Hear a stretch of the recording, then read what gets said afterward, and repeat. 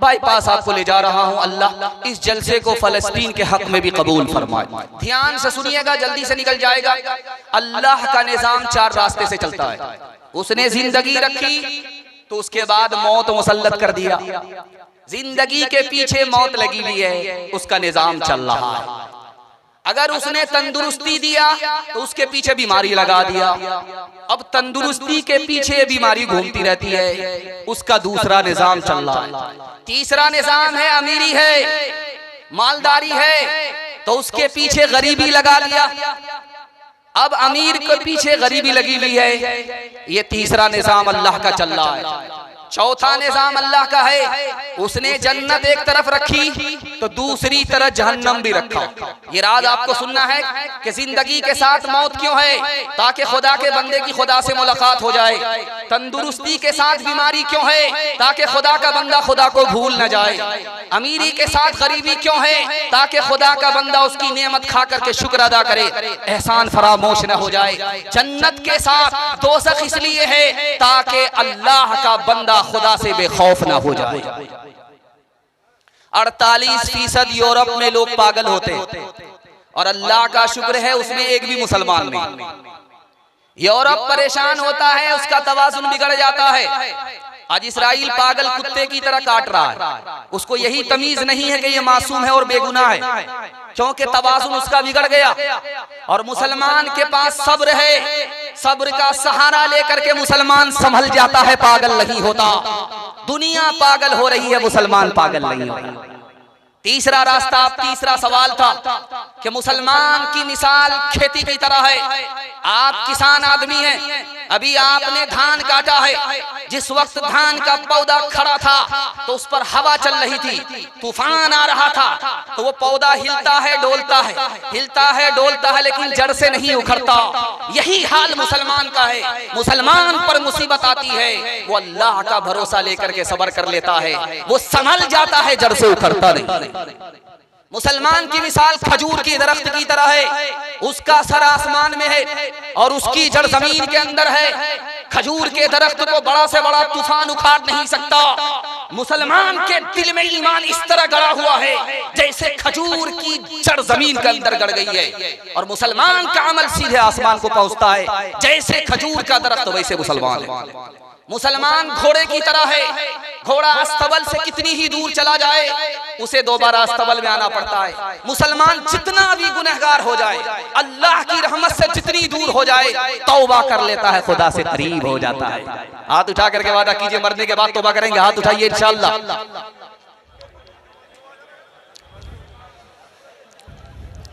खालिक़े दो जहां अपने महबूब के उम्मती को न ऐसी सजा दीजिए। लुट गए मालो जान जल गया आशियां, लुट गए मालो जान जल गया आशियां। क्या खता थी हमारी बता दीजिए। हमने माना बहुत ही गुनहगार हैं, कुछ भी हो आप ही के परस्तार हैं।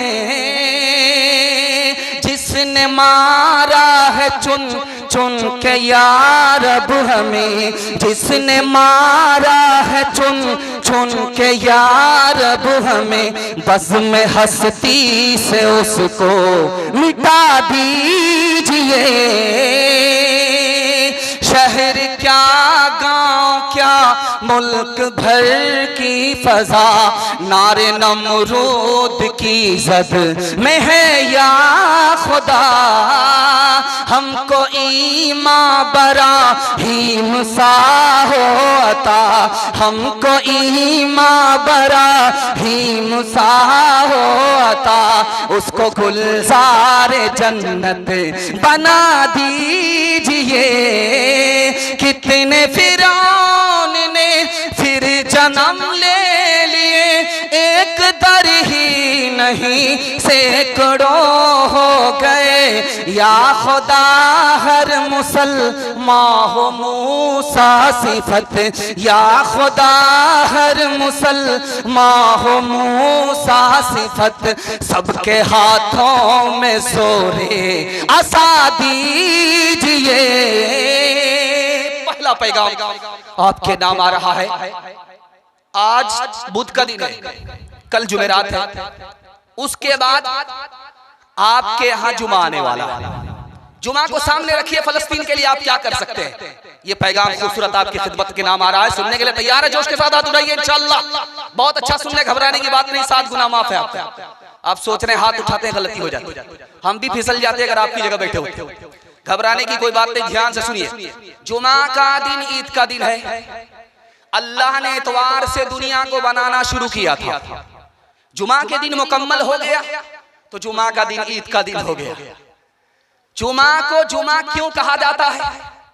आदम को और हव्वा को अल्लाह ने जन्नत से दुनिया में उतारा, दोनों बिखर गए। जिस दिन जमा हुए, एक जगह जमा हुए, वो जुमा का दिन था। जुमा के आजान के बाद नमाज की तैयारी के अलावा हर काम हराम है। इमाम अबू बकर जस्सास फरमाते जुमा में 2 ही रकात आप पढ़ते हैं, 4 रकात नहीं पढ़ते हैं। जोहर 4 रकात है, लेकिन जुमा 2 ही रकात है। ये 2 रकात कहां गई? तो उसकी जगह खुतबा ने ले लिया। जब खुतबे में इमाम खड़ा होता है तो आप उसको देखते रहते हैं। जानते हैं इस देखने पर, इमाम के खुतबे को सुनने पर, देखने पर क्या मिलता है? अल्लाह का दीदार नसीब होगा। खास बात जो मुझे बताना है जुमा के हवाले से, वो ये बताना है कि जुमा में वो दुआ कबूल हो जाती है जो हफ्ते में कभी कबूल नहीं होती। वो मैं बताने के लिए जा रहा हूं। मिस्र फतह नहीं हो रहा था। हजरत अमर इब्न आस रज़ी अल्लाह ताला अन्हु ने खत लिखा। हजरत उमर की खिदमत में खत आया, हुजूर पूरी ताकत लगा रहे हैं, मिस्र फतह नहीं हो रहा है। एड़ी चोटी की बाजी लगा दी है, मिस्र फतह नहीं हो रहा है। का इसका साफ मतलब है कि तुम्हारे दिल में दुनिया की मोहब्बत आ गई है। जुमा के दिन का इंतजार करो। जुमा के दिन जुमा की नमाज के बाद दिल से दुनिया की मोहब्बत निकालो और दिल से अल्लाह के लिए दुआ करो, मिस्र फतह हो जाएगा। इधर जुमा का दिन आया, दिल से दुनिया की मोहब्बत निकाली, दुआ की, मिस्र फतह हो गया। हाथ उठा करके वादा कीजिए इंशाअल्लाह जुमा में नागा नहीं होगा। बिल्कुल हाथ उठाइए इंशाअल्लाह। 3 बात है खास तौर पे, इसको ध्यान से सुनिएगा। कोई बड़ा से बड़ा ताकतवर है, काम निकालने के लिए वो धमकी देता, मेरा काम नहीं करोगे तो ऐसा कर देंगे, वैसा कर देंगे। जोर का इस्तेमाल करता, उसका काम बन जाता। और अगर कमजोर आदमी है तो पैसा देता है, रिश्वत देता है, उसका काम बन जाता है। जोर जर लगाया, उसका काम बन गया। लेकिन अल्लाह से अगर काम निकालना है, अपने लिए, फलस्तीन के लिए दुआ करनी है और वो दुआ कबूल हो जाए, तो अल्लाह को आप लालच नहीं दे सकते, रिश्वत नहीं दे सकते, क्योंकि वो रिश्वत लेगा ही नहीं। आपका खजाना छोटा, उसका खजाना बड़ा। आप उसको धमकी भी नहीं दे सकते, वो बहुत पावरफुल है। एक ही बात रह गई, न जोर लगा सकते, न जर दे सकते। एक ही रास्ता रह गया, खुदा के पांव पकड़ लीजिए, गिड़गिड़ाइए, दुआ कीजिए, जारी दिखाइए, आजिज़ी दिखाइए, अल्लाह दुआ कबूल फरमाएगा। इंशाअल्लाह फलस्तीन के हक में दुआ करेंगे, खुसूसन जुमा के दिन एहतमाम से दुआ करेंगे। हाथ उठाइए इंशाअल्लाह। इंशाअल्लाह छोड़ के मस्जिद जा बैठे है मैं खानों में, छोड़ के मस्जिद जा बैठे है मैं खानों में। वाह क्या जोश तरक्की है मुसलमानों में, नामे अल्लाह वो रसूल अब तो मैं सुनता हूँ कम। पहले राइज थे ये अल्फाज मुसलमानों में, पहले राइज थे ये अल्फाज मुसलमानों में। सीरत के हवाले से पैगाम बिल्कुल छोटा मुख्तसर सा 3 लाइन का पैगाम आप तक पहुंच रहा है। अल्लाह करे कि ये पैगाम आपके दिल तक पहुंच जाए। सुन्नत पर खड़े होंगे, हाथ उठा दीजिए जोश के साथ इंशाअल्लाह। बेटा की शादी फ्री नहीं होगी, हाथ उठाइए इंशाअल्लाह। ये देखिए बहुत खूबसूरत पैगाम जल्दी निकलेगा। फ्रांस का इनकलाब आया, 26 लाख लोग मारे चले गए। 1857 की जंग हुई, 1 करोड़ लोग मारे चले गए। 1955 में कोरिया की जंग हुई, 15 लाख लोग मारे चले गए। 1979 में गल्फ वार हुई, 1 लाख लोग मारे चले गए। 1914 में पहली जंग हुई, पहली जंग अजीम हुई, 83 लाख लोग मारे चले गए। 1941 में दूसरी जंग अजीम हुई, कितने लाख करोड़ लोग मारे गए? 3 करोड़ से लेकर के 6.5 करोड़ तक लोग मारे गए। हमारे नबी ने पूरी जिंदगी में सिर्फ 27 जंग लड़ी है। 27 जंग में लड़ने के नतीजे में दोनों तरफ से कितने लोग मारे गए? 1018। इतने कम लोग जंग में मारे गए। जिंदा रहने वाले लोग ज्यादा, मरने वाले लोग कम। क्यों? नबी ने मोहब्बत किया, नफरत नहीं किया। नबी ने मदद दी, ताना नहीं मारा। नबी ने माफ किया, बदला नहीं। जो बात मुझे आप तक पहुंचानी है, जो पैगाम आपको देना है, वो सुनाने के लिए जा रहा हूँ। ध्यान से उसको सुनिएगा। जहां तक मैं आपको पहुंचाने के लिए जा रहा हूँ, वहां तक आप पहुंच रहे हैं। माशाअल्लाह, बहुत खूबसूरत जलसा हो रहा है। अल्लाह इसको कबूल फरमाए। नबी सल्लल्लाहु अलैहि वसल्लम की उम्र 17 साल है। एक जंग हो गई, 2 कबीले आपस में लड़ गए, 2 खानदान के लोग आपस में लड़ गए, एक ही खानदान के लोग आपस में लड़ गए। नबी को बड़ा गम हुआ। उसके बाद वो जंग खत्म हो गई, सुलह हो गई। नबी को बड़ी खुशी हुई। खुशी क्यों हुई? 4 वजह से। औरतों पर सितम होता था। उस जंग में वादा किया गया, औरतों पर सितम नहीं होगा। कुत्ते की तरह औरत को खाना दिया जाता था। वादा किया गया कि नहीं, औरत को भी इंसान समझा जाएगा, इंसान की तरह सलूक किया जाएगा। और उस जंग में दूसरा ऐलान हुआ, गरीबों को अकेला नहीं छोड़ा जाएगा।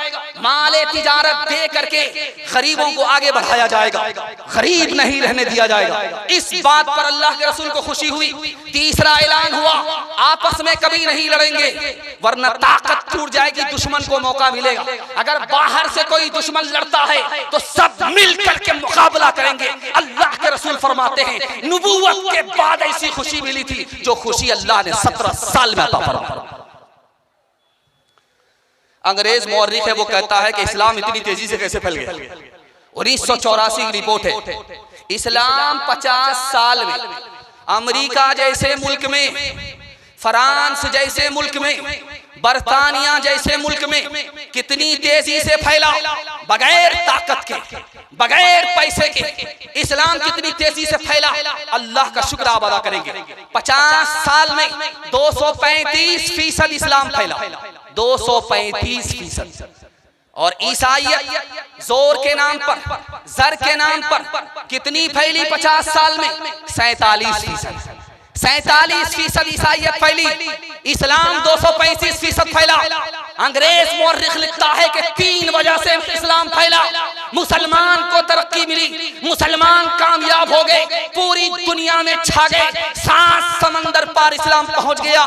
3 वजह से पहुंचा। मस्जिद में नमाज आई, मस्जिद की तामीर नमाज के लिए हुई। आज इसी मस्जिद की आबादी के लिए, जिस पर इस्राइल का कब्जा है, मस्जिद अक्सा की आजादी के लिए जंग लड़ी जा रही है। इस्लाम फैला 3 वजह से, मस्जिद की वजह से। और मस्जिद में सब मिल करके, अमीर और गरीब, छोटे बड़े, एक साथ में मुत्तहिद होकर के इत्तेहाद का मुजाहिरा किया। इसकी वजह से इस्लाम फैला। मोहम्मद आए, तोहफे में नमाज लेकर के आए, नमाज के बहाने से इत्तेहाद दे दी, मस्जिद अता कर दी, रहमत बराह रास्त मस्जिद पर उतरती है। इसकी वजह से इस्लाम फैला।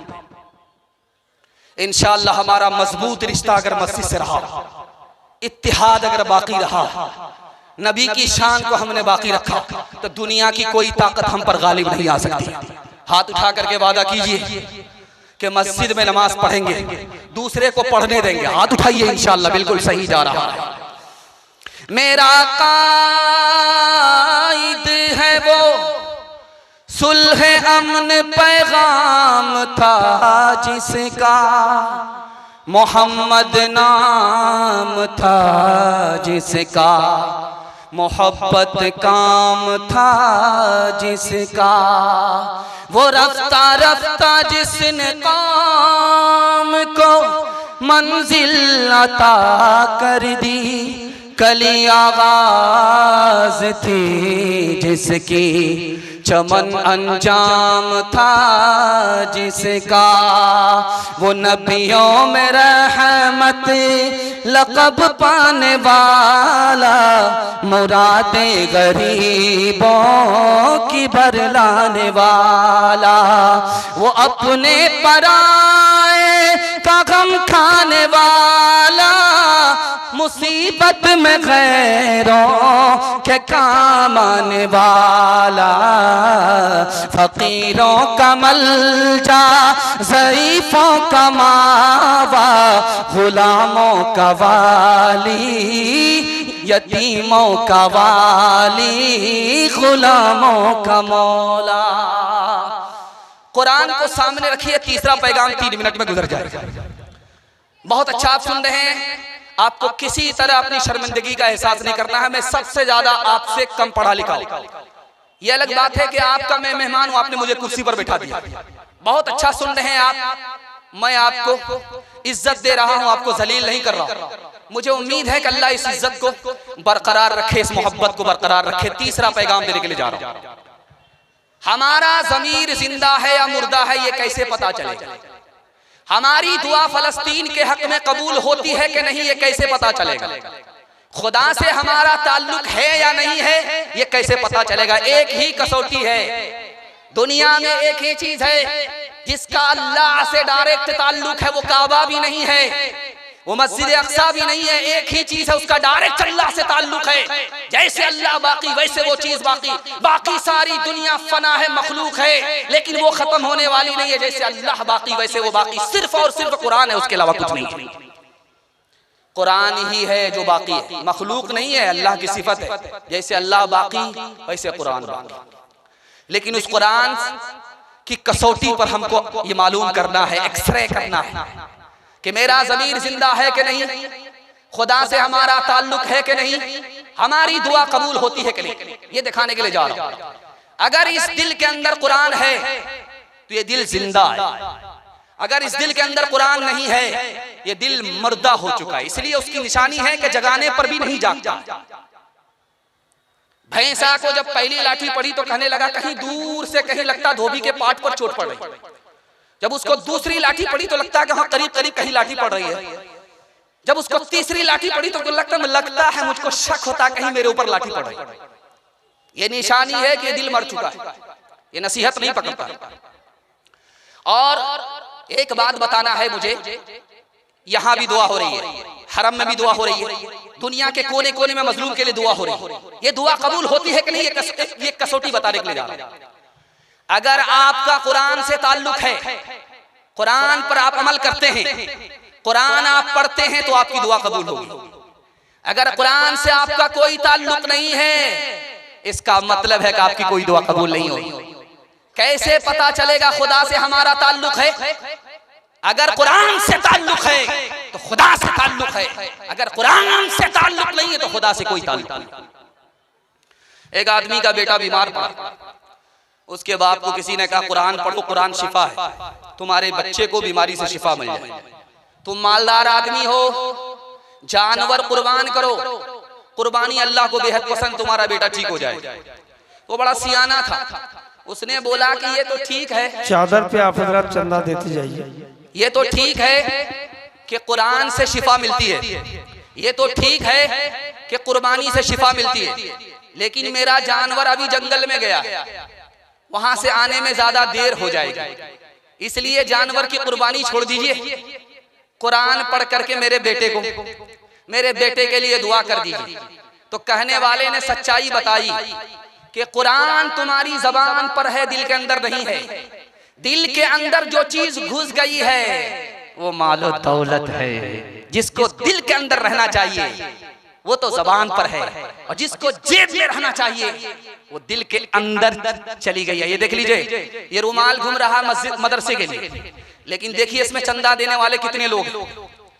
क्या मतलब हुआ? ये मतलब साफ है, ये एक्सरे बता रहा है कि जेब में अगर पैसा होता तो चंदे में पैसा जाता, जेब में पैसा नहीं है, पैसा तो दिल के अंदर उतर गया। हाथ जोड़ करके मैं आपसे कहता हूं, कतरा कतरा दरिया होता है। आपकी जेब में अगर पैसा है तो दे दीजिए, ये मौका बार बार नहीं आता। गुजराती कौम तरक्की क्यों कर रही है? उसके यहाँ पेटी होती है सदका का, वो लोग ढूंढते रहते हैं कि कहां से कोई आदमी मिल जाए, और हम लोग आदमी को बोझ समझते हैं, इसलिए हम लोग पीछे हैं, गुजराती सबसे आगे। मैं गारंटी बता रहा हूं, आपका तरक्की चाहते हैं तो सदका की पेटी रखिए। आपकी 3 चीज में अल्लाह इजाफा करेगा, बुखारी की हदीस है। उम्र भी बढ़ा देगा, सेहत भी बढ़ा देगा, रोजी भी बढ़ा देगा। इंशाअल्लाह मदरसे से वादा करेंगे, चंदा कम देंगे, हाथ उठाइए इंशाअल्लाह। ये देखिए अभी तक मुकम्मल बेदार नहीं। शुक्र है राह तरक्की में अगर बढ़ते हो, शुक्र है राह तरक्की में अगर बढ़ते हो, ये तो बदलाओ के कुरान भी कभी पढ़ते हो, ये तो बदलाओ वो ज़माने में मुअज़्ज़ज़ थे, मुसलमान हो गए और हम खार हुए, तारीख़े कुरान हो गए और हम खार। इसराइल और फलस्तीन के मामले में कौन हारेगा कौन जीतेगा, ये पैगाम आपके सामने रखने के लिए सुनने के लिए तैयार है? जोश के साथ हाथ उठाइए इंशाअल्लाह। जब आप हाथ उठाते हैं जोश के साथ, मुझे समझ में आता है कि आप थके नहीं हैं, जिंदा है, बेदारी के साथ सुनने के लिए जा रहे हैं। ध्यान से सुनिएगा। हमारे घर में छोटा छोटा बिच्छू होता है, वो चौकी के नीचे होता है। देखेंगे आप, जब चौकी हटाया तो बिच्छू निकलता, तो फौरन हमारा बच्चा चप्पल लेकर के, जूता लेकर के उसको मारना शुरू कर देता है। अरे भाई, उस बिच्छू ने तो तुमको काटा नहीं, लेकिन आते ही तुमने उसको चप्पल से मारा, जूता से मारा। ऐसा क्यों है? राज बता रहा। गुलसिता में लिखा है, किसी आरिफ ने कहा, ये बिच्छू निकलता है, हमें काटता भी नहीं, हमारे बच्चे को काटता भी नहीं, लेकिन उसको जूते से मारा जाता है। क्यों? ये राज सुनिए। जब बिच्छू अपने माँ के पेट में होता है तो माँ उसको पालती है, उठाती है, लेकिन जैसे ही वो बड़ा होता है अपनी माँ के पेट को चीर करके बाहर निकल जाता है। जिसने अपनी माँ के साथ सितम किया, उसका अंजाम दुनिया में ये है कि जहां भी नजर आया जूते से उसकी